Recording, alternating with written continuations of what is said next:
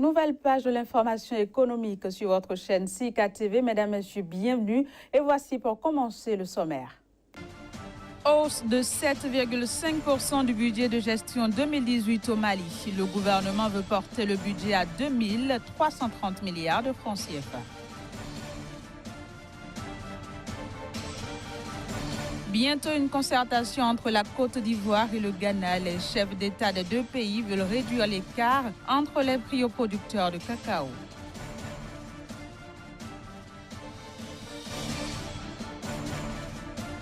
Puis l'Afrique du Sud, premier producteur et exportateur de maïs du continent africain, a produit cette année 16,74 millions de tonnes de maïs.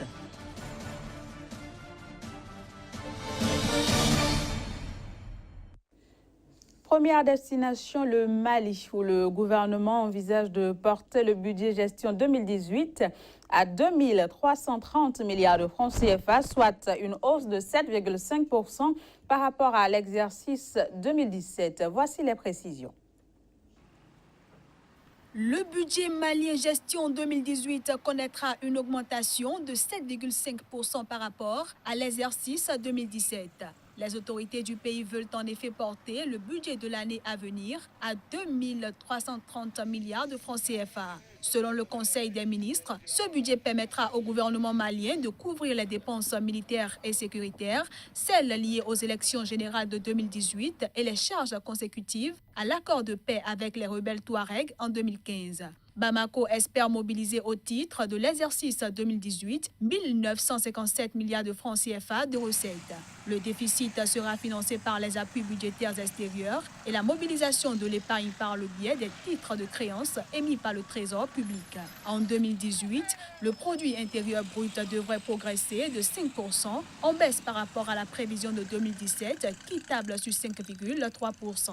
L'inflation, quant à elle, devrait rester dans la fourchette cible de l'UEMOA, passant à 1,8% en 2018 contre 1% cette année. Autre information dans cette édition, le président ivoirien Alassane Ouattara et son homologue ghanéen Nana Akufo-Addo échangeront sous peu sur la filière cacaoyère. Les deux chefs d'État veulent trouver une solution afin de réduire l'écart entre les prix aux producteurs de cacao appliqués dans leurs pays respectifs. Voici le récit des faits.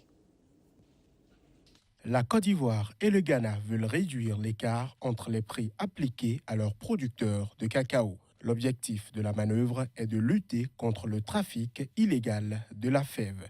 Une initiative louable, la Côte d'Ivoire pouvant perdre 400 000 tonnes de cacao en raison de l'attractivité du prix du Ghana. Toutefois, de nombreux observateurs restent pessimistes quant à ses chances de réussite, le Conseil ghanéen du cacao, COCOBOD, ayant récemment réaffirmé sa volonté de maintenir le prix d'achat du cacao auprès des producteurs à son niveau de la saison 2016-2017 en lieu et place d'une revalorisation. Si le Ghana et la Côte d'Ivoire ont en commun l'interdiction d'exportation de cacao par voie terrestre, les deux pays n'ont jamais pu harmoniser le niveau des prix malgré des négociations courantes entre les autorités. La Côte d'Ivoire devrait appliquer un tarif de 750 francs CFA pour le kilogramme de fèves durant la campagne principale 2017-2018 contre 1100 francs CFA l'année dernière.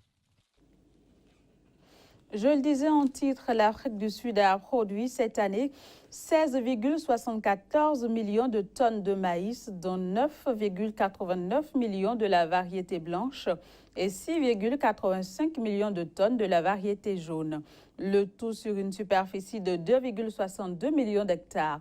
Ce volume affiche un bond de 115% par rapport à la récolte réduite de l'an dernier et une amélioration de 2,01% au regard des précédentes prévisions. Cette performance a été portée par les provinces de l'État libre, de Mpumalanga et du Nord-Ouest, qui ont contribué pour 83% du volume global de la graminée, soit 13,89 millions de tonnes.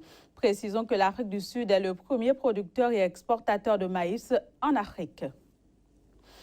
En France, après plusieurs semaines de crispation, Paris et Rome ont trouvé un terrain d'entente sur le dossier de la reprise des chantiers navals STX France par l'italien Fincantieri.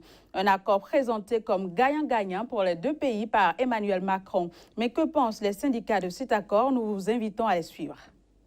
On trouve que le montage est plutôt astucieux, au moins sur le papier. Maintenant, il faudra regarder ce que ça donne dans la réalité, à l'épreuve des faits. Ça va mettre effectivement encore plus de poids sur, on va dire, la gouvernance de l'entreprise et le conseil d'administration. C'est pour ça qu'on est aussi content qu'il y ait les salariés y soient représentés, pour s'assurer d'un côté que Fincantieri respectera bien ses obligations et de l'autre que si ce n'est pas le cas, l'État français agira et mettra en œuvre les clauses de sauvegarde. On ne va pas parler de victoire, on va parler d'accord gagnant-gagnant parce que c'était pas forcément évident. L'État avait été obligé de nationaliser justement parce que les discussions à choper avec les Italiens. Là, il semblerait que ce soit une sortie vers le haut. Déjà, c'est une certaine innovation, c'est ce qu'on peut dire, parce que du prêt de titre, c'est quand même relativement nouveau. Et comme toutes les innovations, on va voir comment elles se comportent face à la réalité. Et la réalité, pour nous, c'est principalement l'intérêt, évidemment, des salariés et leur avenir, et d'avoir des garanties sur la gouvernance de l'entreprise, que l'État ait des garanties sur la gouvernance de l'entreprise qui soient au moins égales à celles qu'il y avait dans le précédent accord. Il faut que ça aille plus loin et il y avait quelques défauts à corriger, on espère qu'ils le seront. On est d'abord satisfait qu'il existe parce que je dirais on était vraiment coincé entre un marteau et une enclume et ça devenait assez inconfortable. Premier point. Et on est dans une vigilance tout simplement pour voir quelles sont les garanties que l'État a pu obtenir et quelles sont ses intentions pour exercer ses droits. Voilà, ce sera tout pour la première partie de ce journal. Mesdames, Messieurs, ce journal se poursuit à présent avec la page invitée et ce sera tout juste après ceci. Alors aujourd'hui, nous irons en Gambie. Le pays a enregistré une remontée de croissance économique en 2017.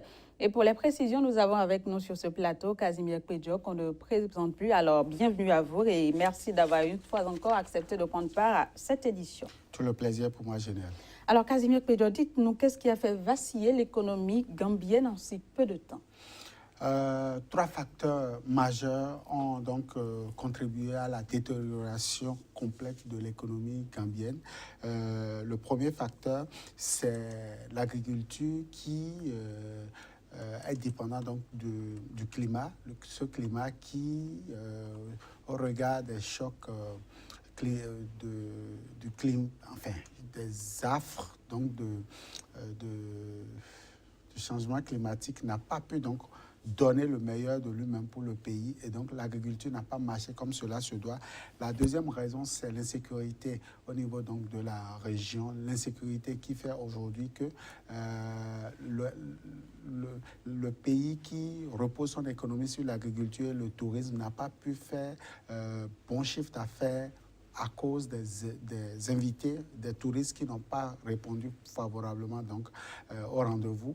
Et la troisième raison, le troisième facteur majeur, c'est la politique. La politique, ces 5 dernières années, n'a pas été du tout cohérente au niveau donc, du pays. Le pays a failli sombrer et donc le pays n'a pas pu reposer son économie sur les réformes. Le pays souffre jusqu'à présent donc, de cette incohérence au niveau des acteurs politiques.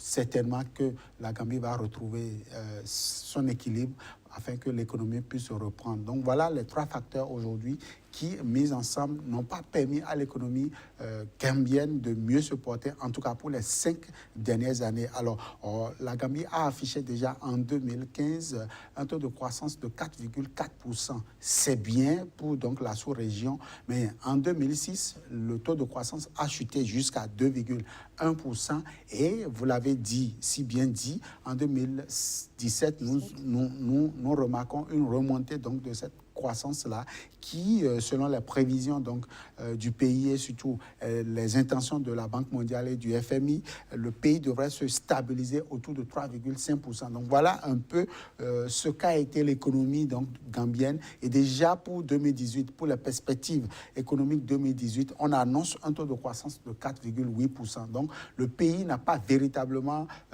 su profiter donc, de ces différents secteurs d'activité. Et donc pour les 5 années passées, la Gambie a été franchement l'enfant un peu malade, je dirais, de la sous-région. De la sous-région.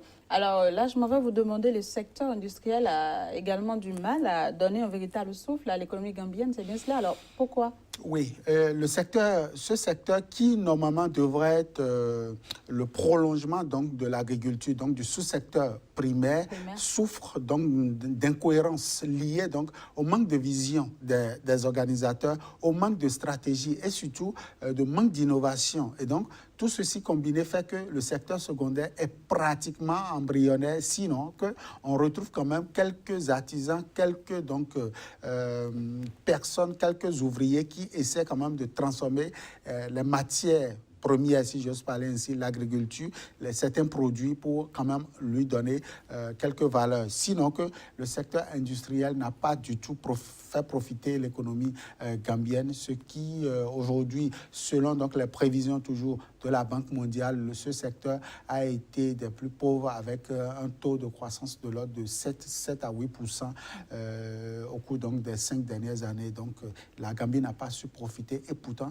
la Gambie aurait pu profiter parce que étant qualifié donc de la langue de la teranga, c'est-à-dire la Gambie a une position quand même très stratégique par rapport au Sénégal. C'est ce pays-là qui est pratiquement englobé par le Sénégal et donc devrait bénéficier des embellis que le Sénégal a et surtout un pays qui n'est pas du tout enclavé, qui a d'ouverture sur la mer, pouvait donc voir une économie quand même prospérer. Ça n'a pas été du tout le cas ces 5 dernières années. Alors, autre réalité en Gambie, bien, c'est que le pays est confronté à un taux d'endettement plutôt excessif. Bien sûr, génial. C'est l'autre chose qui vient ici plomber l'économie au niveau donc, du pays. On note en moyenne un taux d'endettement de l'ordre de 121 à 130%. C'est très excessif pour la région où le taux d'endettement au niveau donc, du produit intérieur brut se situe autour de 70%. Vous comprenez qu'un pays qui a crevé le plafond avec 100% donc, d'endettement est forcément un pays qui s'enlise complètement dans le sous-développement, complètement dans l'insincérité budgétaire, qui ne pourra pas s'en sortir.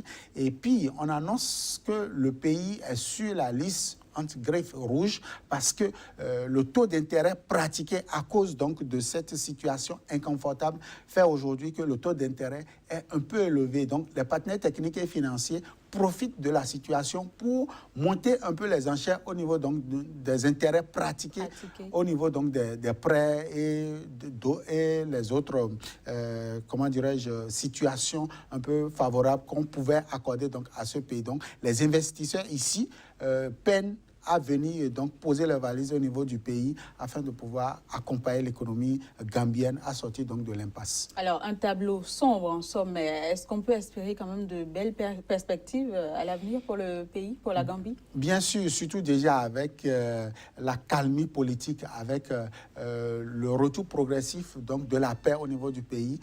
En tout cas, les observateurs annoncent quand même que les 2-3 4 prochaines années seront des meilleures au niveau du pays. D'ailleurs, 2018, on affiche déjà une perspective économique de l'ordre de 4,8%. C'est déjà bien pour un pays, c'est déjà bien pour la sous-région qui maintient le cap entre 4,5 et 6% donc de taux de croissance. Je crois que la Gambie se situe bien pour reprendre donc le souffle économique. Il va falloir opérer cependant des réformes. Il va falloir écouter les recommandations donc, du système donc, des nations, notamment la Banque mondiale et le FMI. Et l'autre chose aussi, la Gambie doit tout faire pour s'intégrer parce que c'est un pays qui évolue trop en vase clos. Il va falloir que les Gambiens puissent s'ouvrir à la sous-région, à l'Afrique de l'Ouest, pourquoi pas déjà au Sénégal pour pouvoir bénéficier. Une belle avancée. Voilà. Merci beaucoup Casimir Kwejo. J'espère vous revoir très bientôt. Toujours avec le même plaisir. Chers téléspectateurs, vous l'avez compris, c'est la fin de cette édition. Merci de l'avoir suivi. À très bientôt.